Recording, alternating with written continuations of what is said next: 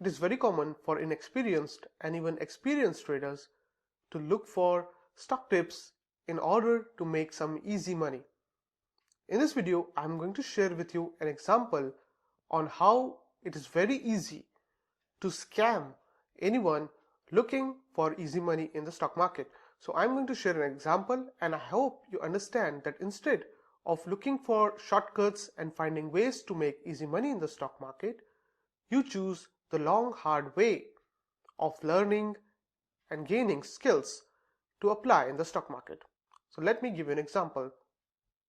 Imagine a stock operator with 200 contacts.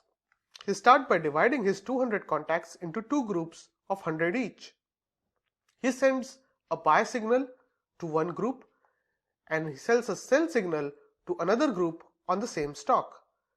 One of this signal would obviously be correct, so he takes the group that gets the right call on the stock and divides it into two groups of 50 each. One group is again given a buy signal on a particular stock, and the other group is given a sell signal on the same stock. Again, one of the group would get the correct call, so he takes this group that got the correct call and divides it into two groups of 25 each. Again, one group gets a buy signal on a particular stock and the other group gets the sell signal on the same stock. At the end of this process, the operator has a group of 25 investors who have got 3 consecutive correct trading calls. He can now try and sell his services to these people and make easy money, in spite of the fact that he probably has no understanding of the market, and also there is no research whatsoever that went into generating these calls.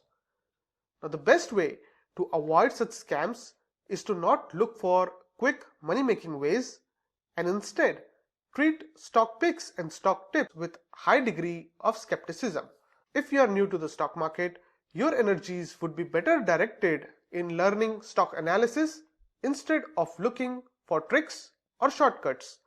These activities invariably lead people to scams looking to fool gullible investors.